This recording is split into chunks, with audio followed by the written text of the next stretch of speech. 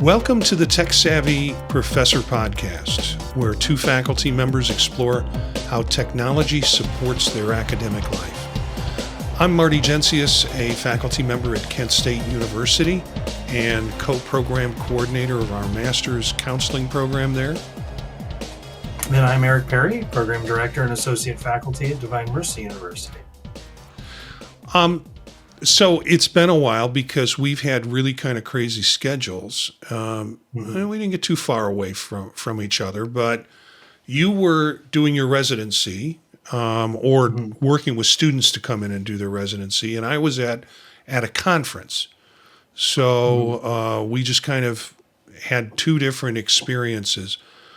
I will tell you, I was at a counseling conference where somebody told me there were like 60 presentations on AI alone. So the thing we shouldn't talk about and the thing we shouldn't use, there are a lot of people talking about it now. So, well, and I think a lot of, it's been my experience at these conferences. A lot of the people presenting there are the younger counselor educators coming into the field, and a higher percentage of digital natives and folks with a kind of higher adoption rate for these types of technologies, and it's becoming more commonplace. So I think we're starting to walk through how AI is really going to be integrated as we go forward, as this new generation of students and counselor educators starts to come through. Yeah, I did only one presentation on AI, and the next day I did a presentation on online listservs and how to do research online. But I had a really nice, I am very grateful I had a standing room only at my AI presentation and people kind of out in the hall hanging around. But, after the thing, I walked down the hall and I didn't get to see all these other presentations. I just didn't get around because I was in there for 36 hours and then out. And, but I did have someone, I approached someone who was sitting in my presentation, and their friend or their colleague. And, I thanked them for coming, and they were like, this was the presentation where I actually learned how to do something. And I said, well, I'm not getting to the other ones. What are the other ones? Well, they're telling us what it is. They're showing lots of slides. But it hasn't advanced my skills yet. And so she felt that she had a lot of take home from what I presented. So even if that was the only person in the audience that felt that way, it was kind of good to feel like I am an older guy, but still have good game when it comes to the technology stuff. And people talked about your podcast, the podcast that you were on with me together that I'm producing called AI Productivity Workflow. And I'm sitting at a table, somebody comes up to me and says, oh, it's great, I listened to it. And I'm like, well, what do you listen to? And they didn't talk about this show. But they talked about the podcast that we did together on AI. And he's like, I'm signed up. I'm going to listen to them all, So that was kind of fun. In your trip to Virginia, you said pre-show that there were really funny moments and then really difficult moments. And, you're working with students who want to be counselors, and you're doing some intensive work with them on that weekend. So you get to see all of it.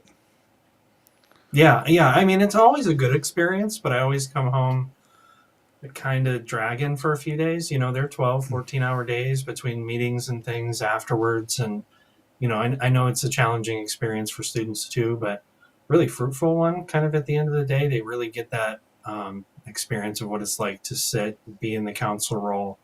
Learning mostly at a distance has its advantages, but I really like having this time with them.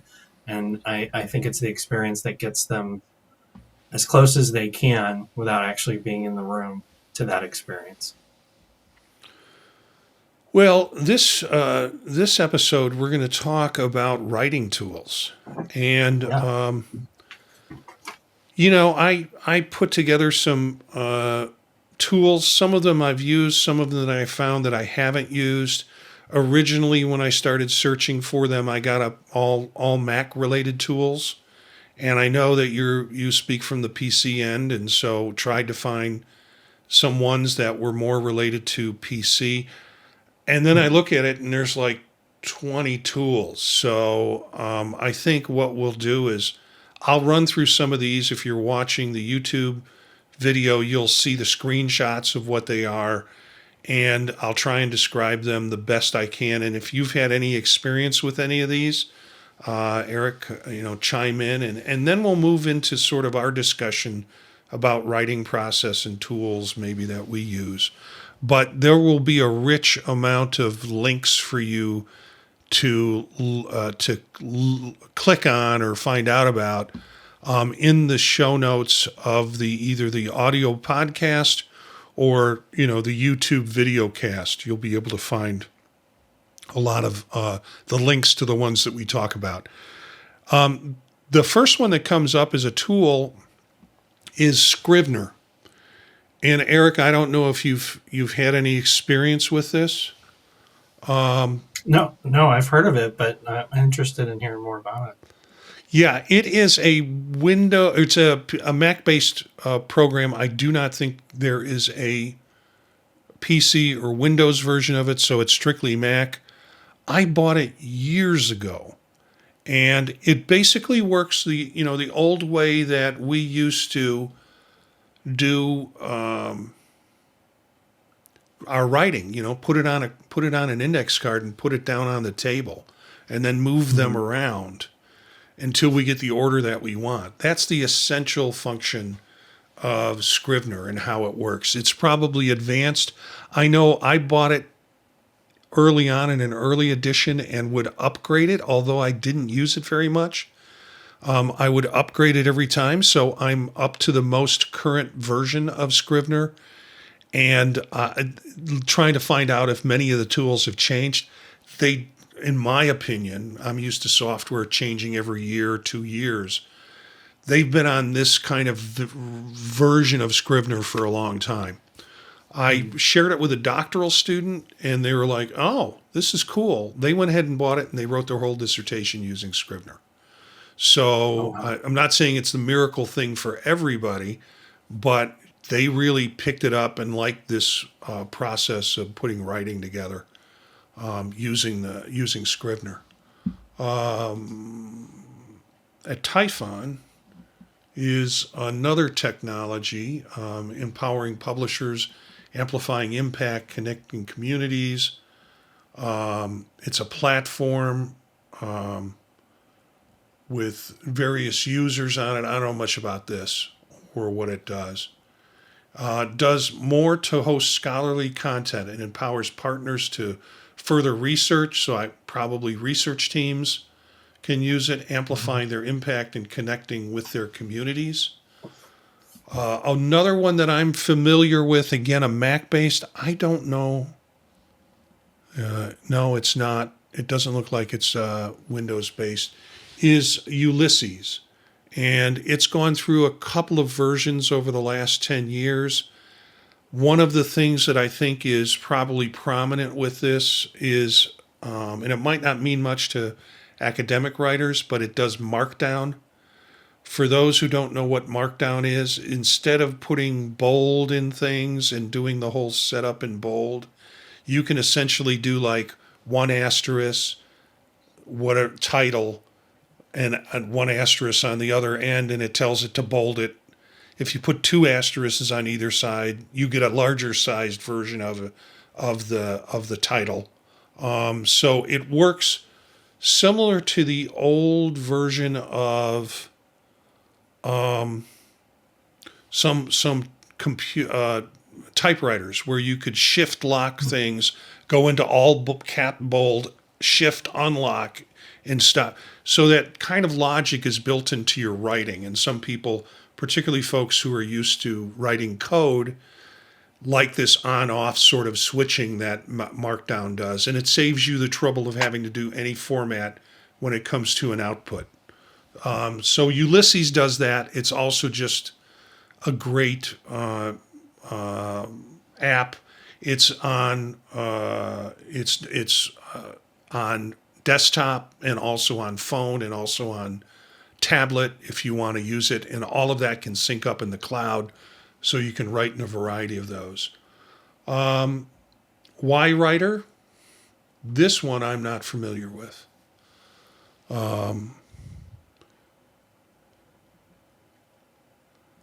There are some historical versions of it. Apparently, it is a for writers. It has a variety of different kinds of. It's like I guess like a Word Perfect or WordPress, from what I can tell.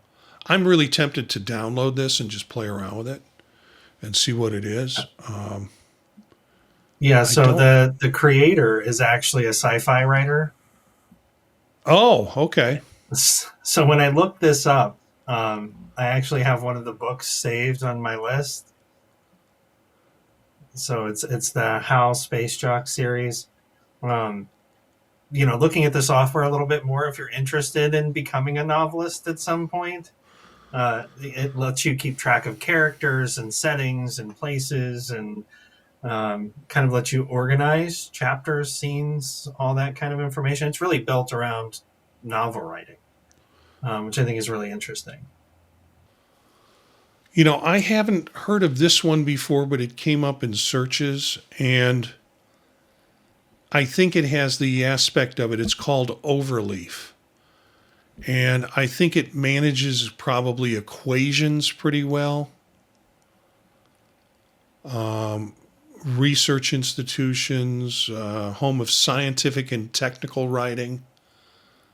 So this, if you are doing scientific, technical, and they show demos of people typing in equations and then them being converted into functional kind of pieces in the document. You can do document sharing with it. You can do simultaneous editing and commenting, real-time track changes. So sort of like, I guess, a Google Doc for folks who are working in scientific writing. Yeah, it's pretty neat. Yeah, go ahead, Eric. I was just going to say it's pretty neat. It's a different kind of tool. In our field, at least in my experiences, we don't use that kind of tool for writing. My son's a chemist. He would use that kind of tool and other tools for writing in terms of work.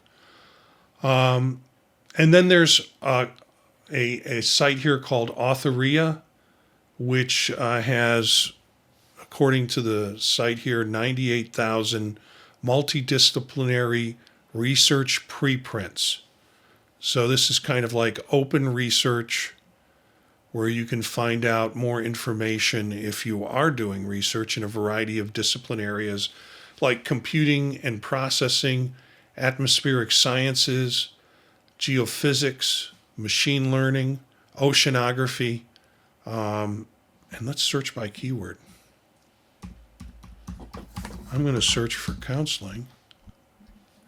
Well, there are 6 articles on counseling skills, 3 articles on counseling the aged, and 2 articles on just counseling is what comes up in the process. So, again, maybe for folks outside of the counseling field might be the option. Grammarly, I think most of us are familiar with Grammarly. I had an account for Grammarly for the longest time. Have you ever used it? Yeah, and actually we use it as a supportive tool for students. And I think it's changed a little bit over time. So, I almost want to give a few caveats for folks. It really doesn't just give you grammar feedback. There's a generative kind of component to it where it will give suggestions around sentence structure, and even kind of suggestions around tone and voice. But that is starting to get picked up by AI detection. So, use with caution, I guess, as you would use with any other generative AI tool, because Grammarly is definitely moving in that direction. And by that, you mean use with caution because? Well, it's likely to be picked up by AI detection tools with that voice, right? Because the sentences it's giving you, the voice it's giving you in the writing is its own version of generative AI. It has Yeah. kind of similar habits as some other generative AI, so it gets picked up pretty easy. I used Grammarly for the longest time, and the way I used it was to drop in something that I had just written, to have it do an analysis on it, to suggest alternatives in grammar for me primarily. Mm-hmm. And I would use maybe under 50% of their choices. Just didn't, the other 50% just didn't work for me. And it kind of became, my writing tool on the side. There's another one we'll talk about called Pro Writing. Pro Writing Aid, which is another tool similar to Grammarly that helps you craft, polish, and elevate your writing. And they're not talking about some of the conflicts that this could potentially have with AI engines' discoverability with it, which is probably more meaningful than anything now. We had discussion about students who we suspected using AI. Well, not we, but a faculty member suspecting the students were using AI to kind of assist with writing assignments. But they didn't explain. Apparently, they had rules about it in their class, but they didn't explain what the rules were or what the issue was. So some of these same things might apply to things like Grammarly and Pro Writing Aid. But a lot of this stuff is built into, if you're opening something in a Microsoft document and writing, you're going to have Copilot right next to you. Yeah, it's the same thing. Yeah. I think some of these tools just integrate AI better and to a larger extent and provide more in terms of generative content that tends to get picked up by folks. And, the kind of constant argument about, is this my writing or is this now AI because I've asked it to reformat my sentence or give me a different voice? Yeah, I got into a discussion with somebody at the conference this was in my presentation, where she was having fun with me and I was having fun with her. And she said, "So who's the author here?" And I said, "Well, I gave it the topic. Sometimes I give it content that from articles that I wanted to derive from. I explain what I'm looking for, and it gives me an output. So who constructed the piece of writing? Is it co-constructed? Could AI do this without me giving it even a prompt? No. So the arguments are still there, as you said, Eric. I'm going to suggest something that popped into my head that has been a tool that I've had sort of for a while running in the background, but every time I think of writing tools, I think about this because I think this is such a cool tool. And it's a web-based tool, so everybody can use it if they want to use it. And it is Visual Thesaurus. And I think there's a fee for this of maybe $15 a year or something. It's not a lot, but I can type in a word like I'm doing on the screen now. I'm putting in counseling, and it says it's a trial version. So you're limited to the number of searches that I can do. So I will go trial, and it gives me some other choice words options. So it has counseling, it has direction, it has guidance. If I click on guidance, it opens up another kind, and these are sort of spider webs of words for folks that can't see it. And you can build on that. It will also turn on adjectives. There's a menu set up on the right where you can get deeper. You can get antonyms and synonyms rather for the words that you put in there. It has pronunciation if you want pronunciation, but it's kind of a cool app. And the reason I started using it was because I found myself using the same words in my writing over and over again. And I guess I could pick up a thesaurus and turn the page and do all that stuff. But I can put this on my screen and it's like, no, I want to use something else. Let me see what this generates, put the word in and get an option. And then maybe that's the word I want to use in the situation that I'm doing. But I think it's a cool little app. Yeah, it's neat. I like it. I do the same thing. You know, we get onto our words that we seem to like, and it's interesting. AI gave me that feedback at one point. I threw something in I was working on, and it was like, "Hey, you use this word a lot." So I just asked for feedback, and it said, "Yeah, you might want to vary this word a little." Yeah. Some other ones like Language Tool and Writeful. It's a tool that helps students and researchers around the world to write better, faster, and with confidence. Overleaf, which we've already mentioned, and Writeful are both part of digital science. And then it gives you directions on how to enable it and use it. And then some paid versions of that. Ginger is Writing with Confidence, an AI-powered writing assistant to correct your text, improve your style, and boost your creativity. Many, I think, folks have seen Zotero, and I don't know if you're familiar with this, Eric. It's meant for organizing your research and organizing your writing around research. Again, it's an interesting service. It's available for Mac, Windows, Linux, iOS, and Android. And you can put articles in it and organize your articles. Of course, they're giving you the tool, but if you want to upgrade your storage, that's where you have sort of a paid or subscription version of this.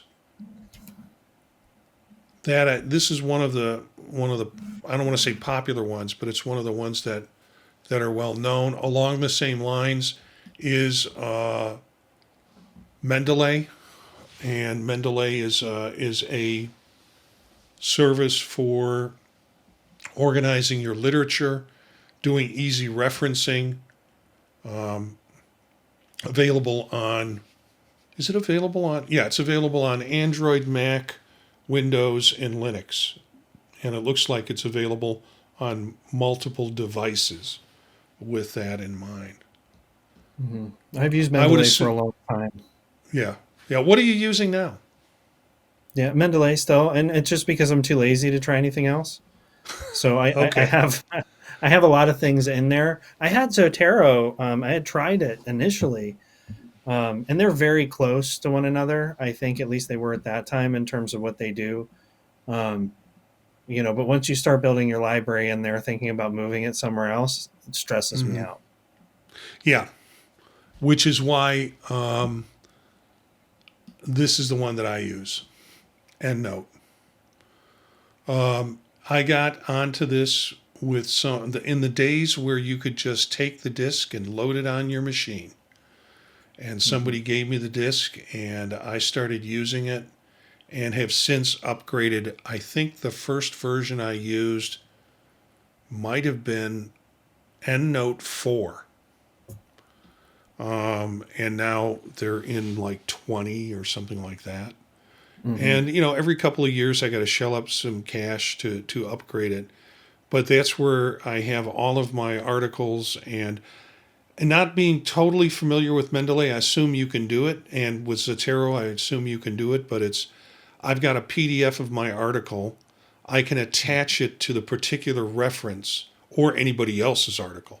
So if I go searching in the library on a subject and I find a bunch of articles and my library system can download the PDFs so I can have them immediately, I can take those PDFs and import them. Well, I can export my search from the library into a reference format, and then that reference format can be added to Mendeley, EndNote, or Zotero as a new group of references on a particular topic, and then I can drag over the PDFs of the articles for each one of those, and I have the library that I need right then for it. So that's what EndNote does. EndNote has Cloud Sync, so you can you can store it locally, but you can also store all the stuff in the cloud, which has come in handy before for me.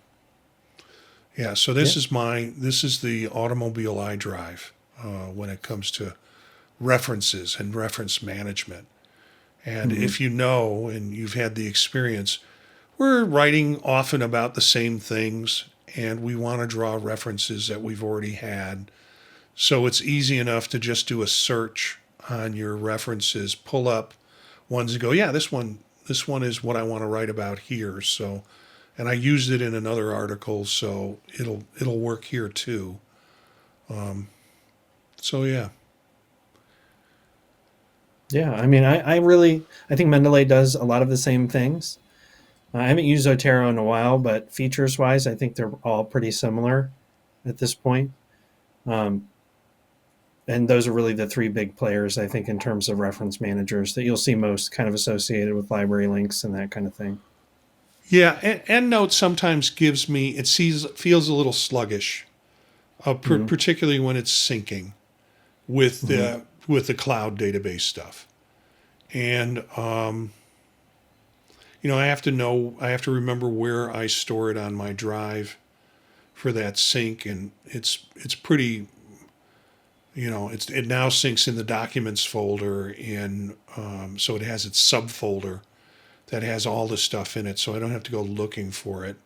If I open up a new machine and have it on a new machine, I know where I can find it. So, in some ways, it feels like Mendeley is a little more cloud-based than EndNote is. And so I can appreciate that, but I haven't done a deep dive into Mendeley. The students use it. Used to be at our university, get it for free. And then when they graduate, if they want to continue on with that system, then they have to pay a paid account to Mendeley. So it was sort of the rope-a-dope of academic software. Get them in it and then pull them in. So that's how they got me. Yeah.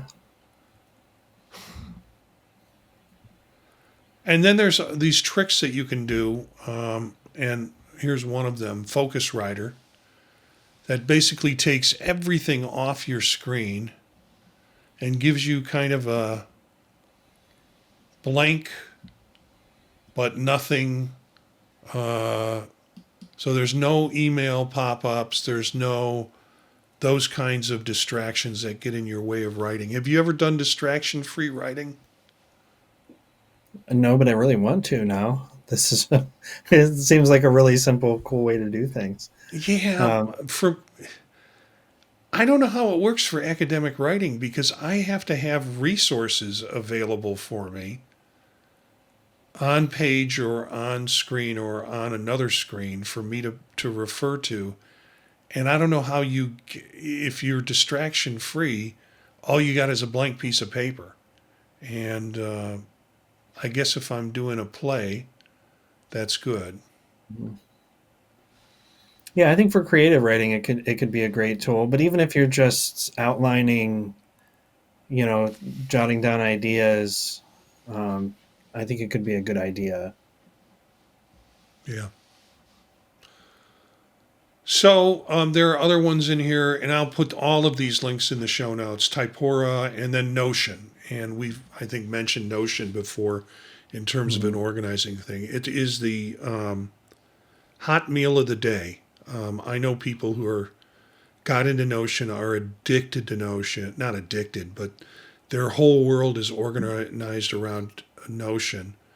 And when I look at it, and I've tried it a couple of times, it's great. I'm sure people who are into it really like it. But for me, it's sort of, there's a lot I have to put in here before I'm going to get anything out of it. And so just give me open up a blank Word document and put the books on my desk and we'll go from there. but Notion is extremely popular. And that site is notion.com, Notion.com. And it's an app worth looking at. And I think it's multi-platform too. Mm-hmm. Have you played with it at all? No, I'm actually, I was doing a little bit of a deep dive looking for something similar that they say is coming soon. So using a custom agent. So you remember Yeah, back in the day where we would program like macros? right. Um, Custom agents kind of work like macros, but you can give it specific guidance and directions around like form filling and um, moving through different browsers, screens, and tasks. So it's supposed to be more um, intuitive that way. And I'm thinking about like some of the forms that I have to process, and I could have it do most of the work for me that are like click through forms. Mm-hmm. Um, so I'll be excited when that comes around. There's not too many folks doing that, so I wonder if Notion will be a little bit better than the ones I've tried. Is that work on the principle of agentic AI, which is why they call them agents? That you're Uh, basically setting your stuff up to go do something and then come back. mhm. Yeah, Yeah, same idea. yeah. Well, that's interesting. Um, I guess suggestions about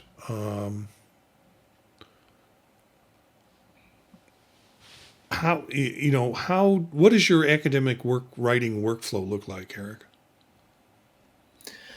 Um, Not as organized as it should be. I think I've spent a lot of time the past few years really in the administrative and leadership space. I haven't been writing as much as I should be. Yeah. Um, but I think my workflow is a little bit different in that most of what I've been working on has been kind of collaborative. Mm-hmm. So being approached with ideas, finding workspaces to get that done in, kind of assigning tasks, and then getting our parts and pieces done. So I've done a lot more in terms of collaboration than I have kind of on my own, which I feel like actually helps me a good bit. I Mm-hmm. like doing it when I have productive colleagues. Um, so that part has been really interesting. Um, I start a lot with AI for brainstorming, for Mm-hmm. topics, for helping me map out and structure what it is I'm going to write. And I still do a lot of the writing the old fashioned way, kind of grinding through because I think it helps my process sequentially. Mm-hmm. And then I'll often dump in edits or drafts into AI to get feedback, to refine. I think you talking gave me a chance to think about what my process is nowadays. And I think it's similar to what I always used to do, which was, go to the library, pull out every article that I could find, spend a lot of money, spend a lot of nickels making photocopies, and then lugging them home and trying to organize them. But now I'm doing it digitally. I'm not even going to the library in a lot of times. I don't have to. But Mhm. I'm organizing it in when I have a writing project. I'm organizing it in EndNote, or you could use it Mendeley, or you could use Zotero, or some type of reference manager to have all of that available in one space. And then I like to write with other people. So then it's Mhm. create an outline, and we decide who's going to start writing what sections. And that's generally always done through Google Docs. And used to be email back and forth when we didn't have kind of a shared cloud environment that we could use. And then some of it is taking what's been written and using AI to kind of figure out what might be missing. Do an outline and then ask AI what's missing. And you get some other ideas for pieces that you could put together with it. And then it's running through and making sure things check out grammar wise and also punctuation wise with that. So That's kind of my process, and then finally, putting it all together in Google Docs and exporting it into Word and getting it in whatever format the product needs. Do you have any overrated writing tools? Things that maybe you've tried that you thought, everybody's talking about this, but I don't get it. I mean, I don't know any that really come to mind. I think I've tried. I'm very quick to drop something if I feel it doesn't help. I have a really bad habit of not giving things a chance. Um, I'm excited to try it, but if I feel like it presents a barrier or takes more time, I'm apt to dump it really quickly. So I can't think of anything offhand. I do think, and I talked about this a little bit earlier, I like Grammarly. Mm-hmm. I think it's a really helpful tool, but I think sometimes it is a little overrated. I do think the suggestions sometimes that it offers, other tools can do better. Yeah. Um, so that's one that comes to mind for me pretty quickly. I would say my love-hate relationship with Scrivener. I want to Mhm. believe all of the people that I know that write using it. Some of them are like technical writers, or I should say they write about computers and they write about software and they write about things and they love Scrivener. I just Mhm. have, and I think it might be because they were also at one time programmers and they're used to stacks and card flow and stuff like that, hypercards. That type of organization makes sense. I just can't do it. I can't write it in little pieces like that, and with a larger plan in mind. I also think Notion is way overrated. I've seen some folks do some remarkably complicated things in Notion that doesn't give them any better of an output if they didn't use Notion, if they just sat down and did it. And I'm sure there are folks that are screaming that are Notion fans. I think it's overrated. And I think people aren't talking about it as much as they used to when it first came out over the first couple of years. So,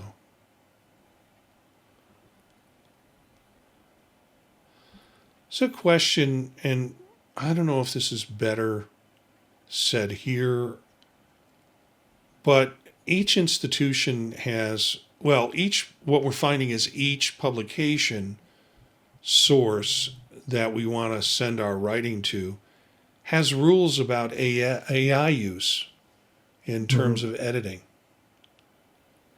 And how do you do, how would you address that in your own writing?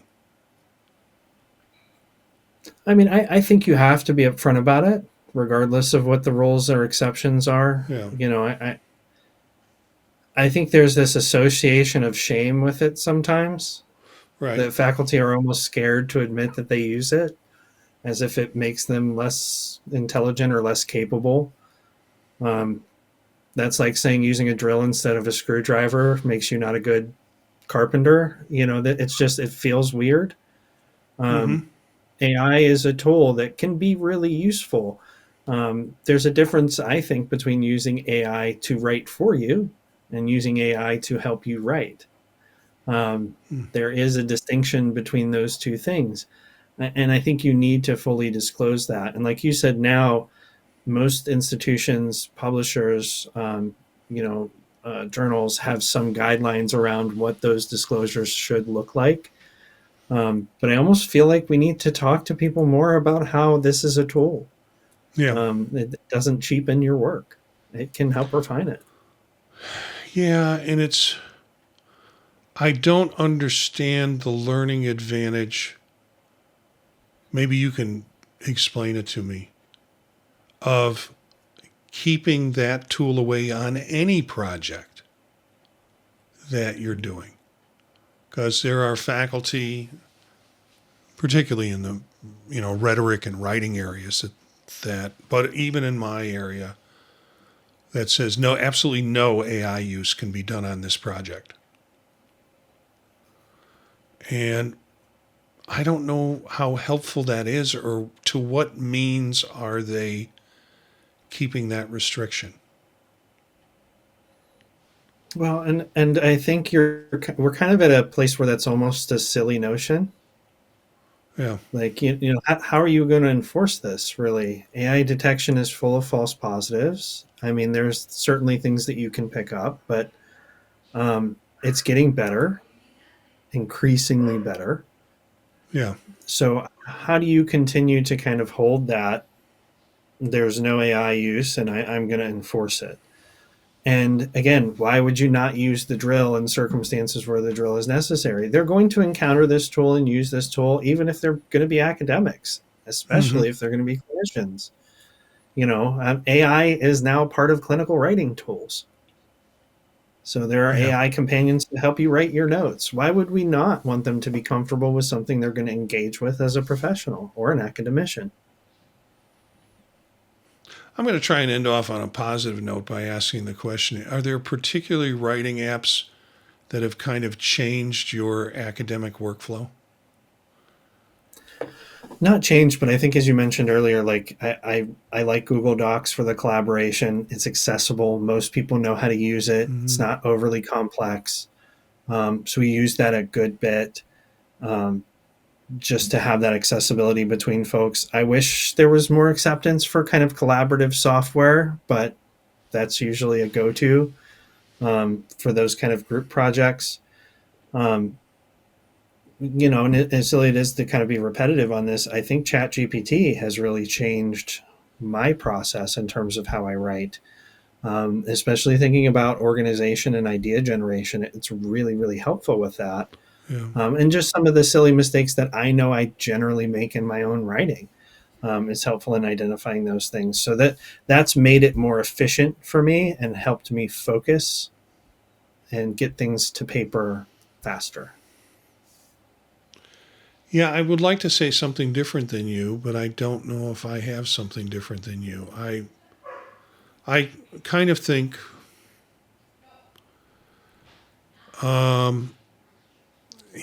for me it's finding my blind spots.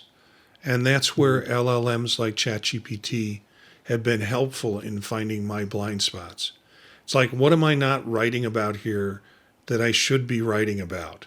And then it says, well, it comes back and says, well, you should look into this area. And it's like, yeah, why am I not putting that in there? I just didn't think about it. And then I'm off trying to find resources and references and such that will generate that. So, for academic writing, the stuff that you're going to put into journal articles or put into book chapters and send off somewhere, yeah, it's a tool and we've talked about this on previous shows and on AI productivity workflow. It is, for all other stuff, organizational processes, bylaws, those kinds of things, it has really changed the process of putting together that type of material. Is there anything else to say or anything you want to share? No, I think there's a lot of good tools here. I bookmarked some stuff to check out and hope the listeners do too. Yeah. And again, those will be in the show notes, either of the video or the podcast version. You'll be able to find the links and the titles of these in there. Thanks, Eric. You can find us on Spotify, Apple Podcasts, TuneIn, and all major platforms. Our website is thepodtalk.net. Our YouTube channel, which has the audio and video for the show. You can watch us or you can just listen to us if you like to at youtube.com/@TechSavvyProfessor. And of course, you can find the podcasts on all the other services, as I mentioned, Spotify, Apple Podcast, and such. Our bumper music is by Philip Gross, Rast, from the Free Music Archive. Everything you need to know is at thepodtalk.net. Check out other shows like Circular Firing Squad and Vision Profiles. That's it for this episode. Thanks for joining us on the Tech Savvy Professor.